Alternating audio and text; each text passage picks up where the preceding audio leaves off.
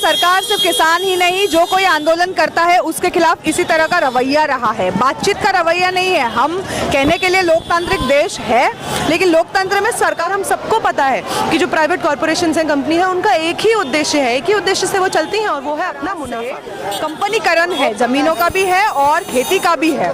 ये कोई और नहीं डिसाइड करेगा कि किसान क्या उगाएगा और कहाँ बेचेगा।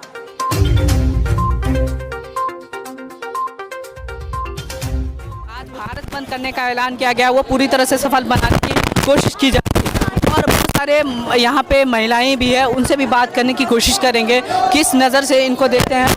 मैम, देखा किस तरीके से मैम आप इसके बारे में कुछ बोलेंगे? ये प्रदर्शन, क्या आपको लगता है कि ये बिल वापस लेंगे सरकार?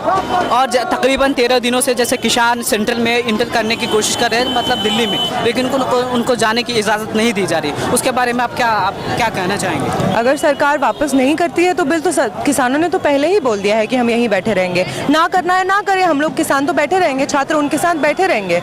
उनको वापस करना ही होगा, उनके पास कोई और चारा नहीं है। तो क्या ये भारत बंद करने से क्या कानून वापस हो सकती है?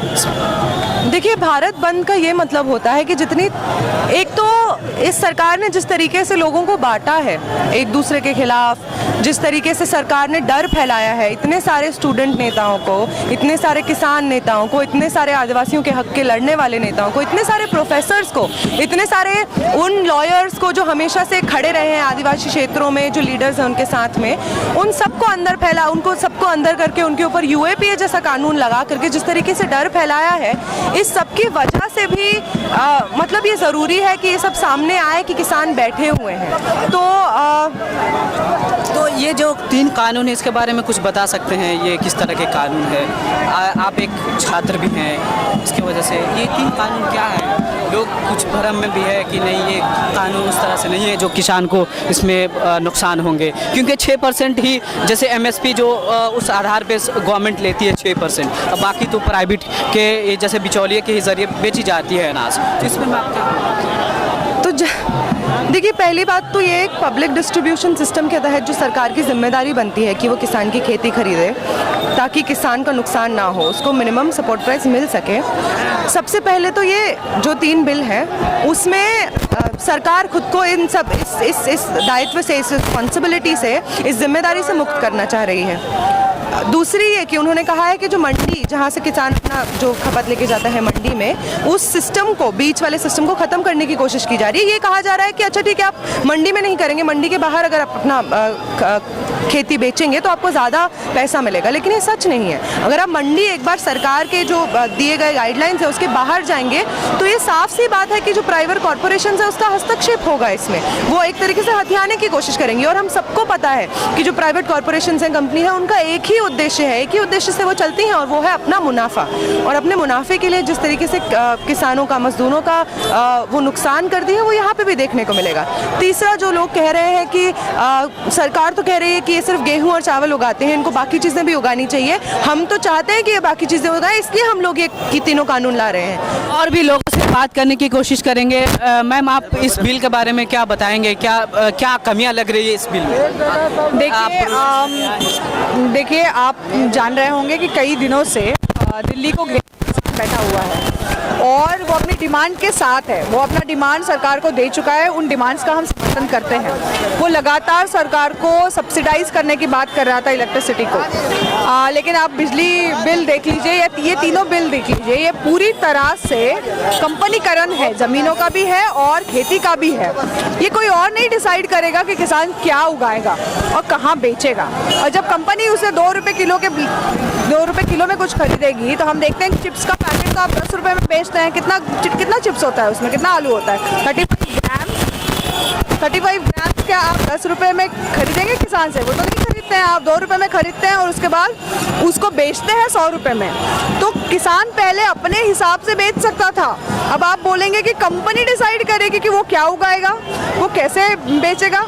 जो किसान एकदम सेल्फ सफिशिएंट है, उस किसान को आप स्लेव बनाने जा रहे हैं। उसकी ज़मीनों पे उसका क्या उगाएगा, किसको बेचेगा, कैसे बेचेगा, ये वो डिसाइड करेगा।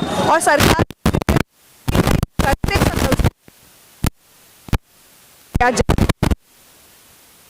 दी जाए। खेती इतना ज़्यादा लॉस का सेक्टर बनते जा रहा है, और बनते इसलिए नहीं जा रहा है कि किसान कुछ नहीं कर, सरकार उसको लॉस की तरफ लेके जा रही है। एजुकेशन में किया, पहले सरकारी स्कूलों को खराब से खराब बदतर हालत में दिखाया जाए कि यहाँ बैठने के लिए जगह नहीं है, वहाँ पे इलेक्ट्रिसिटी नहीं है, फिर बोले कि देखिए ये स्कूल नहीं चल रहा है, ये स्कूल किसी काम का नहीं है, हम इसको रिलायंस को देते थे, रिलायंस चलाएगा। रिलायंस तो कोई लोगों के प्रॉफिट में नहीं चलाएगा ना, वो हमेशा प्रॉफिट के लिए ही चलाएगा। वो जब उसको अपने इंफ्रास्ट्रक्चर या अपना इनपुट देगा या अपना पैसा लगाएगा तो वो पैसा वसूल भी करेगा, और वो पैसा वसूल करता है फीस बढ़ा के। जैसे तकरीबन 13 दिन से किसान जैसे दिल्ली में इंटर करने की कोशिश कर रहे हैं, लेकिन बहुत सारे सरकार के प्रशासन के जरिए रोका जा रहा है, तो इसको आपको क्या लग रहा है, क्यों इंटर नहीं करने दिया जा रहा है? देखिए, सरकार सिर्फ किसान ही नहीं, जो कोई आंदोलन करता है उसके खिलाफ इसी तरह का रवैया रहा है, बातचीत का रवैया नहीं है। हम कहने के लिए लोकतांत्रिक देश है, लेकिन लोकतंत्र में सरकार तो जनता से बात करेगी, लेकिन सरकार बात नहीं करती, पहले डंडा मारती है। जब किसान देखिए सीधा दिल्ली नहीं आया, इसके पहले वो अपने अपने राज्यों में आंदोलन कर रहा था, तब आपने उनके आंदोलनों का कोई जवाब नहीं दिया, आपने उनसे बातचीत नहीं किया, आपने उनको मजबूर किया कि वो दिल्ली में आप तक आए, क्योंकि आप उन तक नहीं गए थे। क्या ये भारत बंद का कुछ असर पड़ेगा? एकदम पड़ेगा, एकदम पड़ेगा। मैं ये बोल रही हूँ कि सिर्फ दिल्ली में हजारों किसान नहीं बैठे हैं, आज पूरे देश में इस भारत बंद में जगह जगह पे किसानों के समर्थन में छात्र, युवा, माइनॉरिटीज, महिलाएं और तमाम सारे संगठन रास्तों पर है।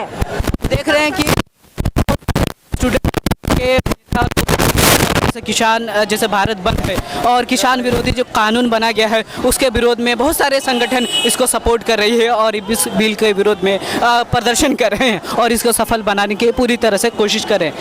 और देखना होगा कि ये भारत बंद का जो ऐलान किया है,